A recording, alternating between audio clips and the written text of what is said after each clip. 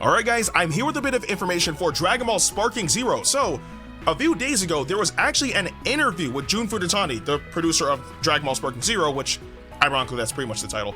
And they go over a lot of things, one of which I actually am very interested in breaking down for you guys. So, we're gonna go over the entire interview, and hopefully, we'll be able to get some good tidbits of information from this. So, number one, seeing the excitement on the game since its announcement and being so close to the release now, how do you feel? It's truly exhilarating to witness the overwhelming enthusiasm from our fans since the announcement of Dragon Ball Sparking Zero.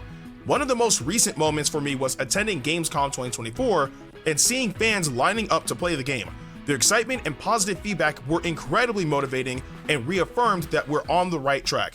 We can't wait for everyone to finally get their hands on the game. So I'm actually really glad that he said this. I mean, obviously he's the producer, so he's gonna talk up the game, but genuinely speaking, the game is fun, guys. No joke. We're less than a month away now until the game releases. So in less than a month, you guys will finally be able to get your hands on the game and experience it for yourselves. Like, we don't know if there's gonna be a beta or anything of the sort, but we're not too far off now until we actually get the full game. So trust me on this, from what I played in the demo, it's extremely fun. You guys are in for some fire. Number two, what kind of experience do you hope players will have when they play Dragon Ball Sparking Zero? We want players to feel the thrill of intense battles as their favorite character from Dragon Ball. Our goal was to create an experience that is both nostalgic and innovative, capturing the essence of the series while introducing fresh, exciting elements. The game is designed to be immersive, with dynamic visuals and fluid gameplay that make every fight feel epic and dramatic. We hope that the real-time effects and graphic expressions will allow to experience a deeper immersion into the characters. We hope that players will share this excitement and joy with each other.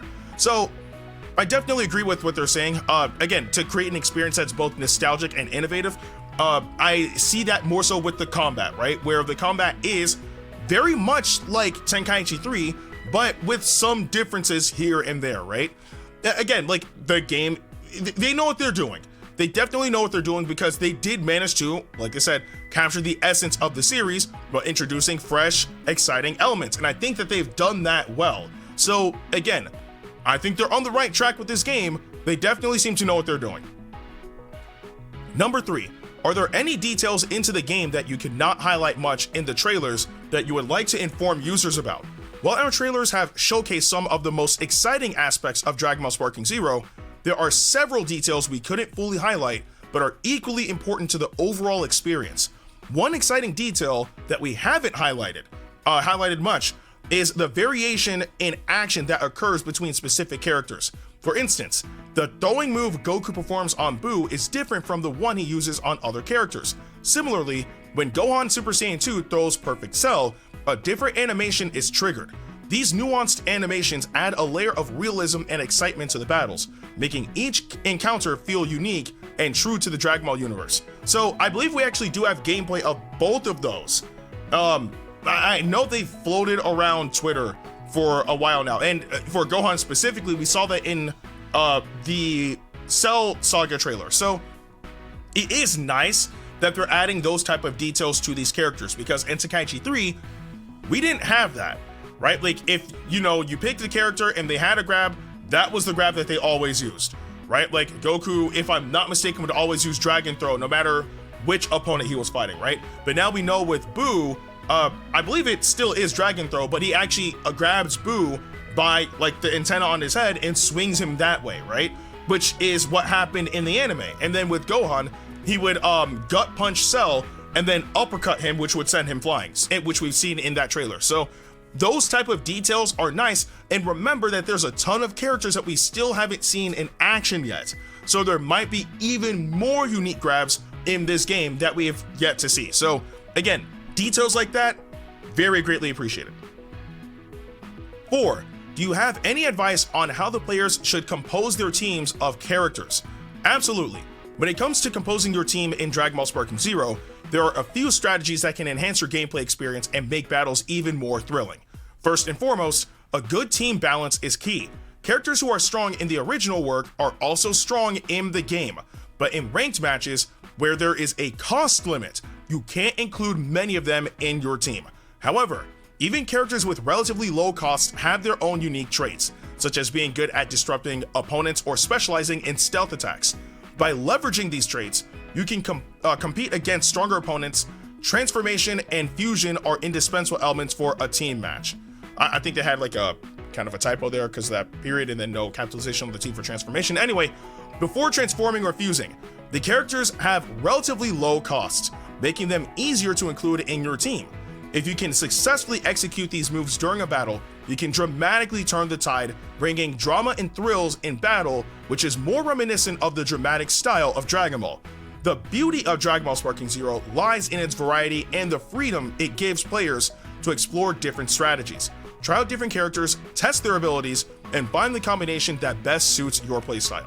So, it's pretty much just tried and true Tenkaichi. I mean, they do have the DP system, but remember, DP battle has been a thing since Tenkaichi 3. Like, it was in that game as well, but most people just went for team battle, right? Because it's DP battle, but with no restrictions, right? So for ranked matches, it makes sense that there would be the DP system, because if you were just going to ranked and you pick all the broken characters, you would probably have a higher probability of winning, because again, the game is like, it's unbalanced on purpose, right? To reflect how these characters were in the anime. So again, if you were to pick team battles and you picked, I don't know, like Vegito, Gogeta, Broly, I don't know, Beerus, and Golden Frieza, just like listing like some powerful S characters, right? You would probably wipe the floor with anybody, right? And that's just based off of the demo characters, right? I'm not really including the characters that have been announced for the game that are not the demo, but you pick strong characters, you're probably going to steamroll your opponent, right? So in order to balance that, you have the DP system, right? But that makes sense for ranked. On like player matches, I significantly doubt the DP system would be in that, because it's player match, it doesn't matter. So you can just pick whoever you want and have a good time. So I mean, we don't know if that's how it's gonna work. I'm assuming that's how it's gonna work because it makes the most sense, but we'll see. But oh, and also I've shown gameplay of this as well. But remember, just because if you pick a weak character, that doesn't mean that you don't stand a chance either. Again, I fought Raccoon with Videl and wiped the floor with him. And even though I didn't have gameplay of this, I fought full power Super Saiyan Broly with Mr. Satan and almost beat him on my first try. So again, as long as you got them hands, you should be fine. Number 5, there are still some unrevealed characters for the game. Is there anything you could say about that? We still have many characters to reveal. I also want to address some misinformation regarding the Red Ribbon and Tao Pai Pai characters that was shared in an interview by someone not connected to Dragon Ball Sparking Zero and without qualified information about the game. Our focus has been on revealing characters with our fans in mind, featuring them in assets such as trailers, screenshots, and even through hands-on play, and hopefully surprising and exciting them with how their favorites appear and play in the game.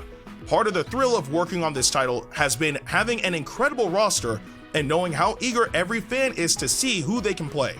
We can promise one thing: fans will know every playable character at launch before the game comes out. Please stay tuned for our official announcement to come. So I think this is probably the biggest thing about this entire interview, because one, they confirmed that yes, we will get to see all the characters in the game before the game releases. So we can at least expect, I would say, one more trailer that will practically like knock out the rest of the roster, and that would also have to include the secret character, like the pre-order character. So yes, we will know every single character in the game before launch, which is good. So I would assume sometime before October 8th.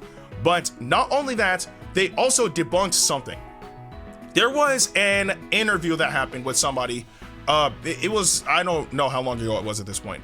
And they did mention like Mercenary Tao, right? Specifically, they said Tao Pai Pai, right? Jun Furutani, again, the head of everything concerning all of this, said that it was misinformation.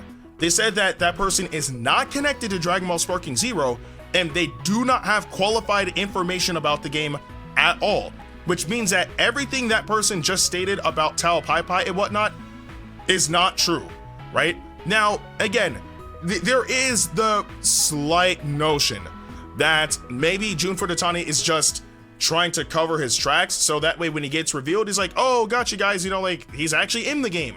But like, I don't think that he would go out of his way to put that person on, like, out in the spotlight like that, and have that type of, like, critical response to what they're saying, right? Again, if there's anybody that knows what's going on with that game, it's Jun Furutani.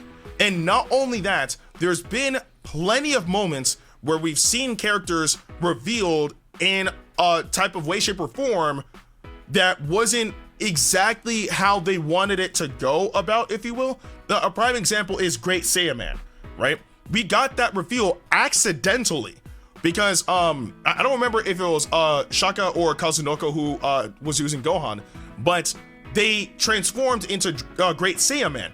It was very, very clear that that wasn't planned, right? Because Great Saiyaman wasn't added to the roster afterwards, and I believe the day after, the US accounts added gameplay of Great Saiyaman on Twitter.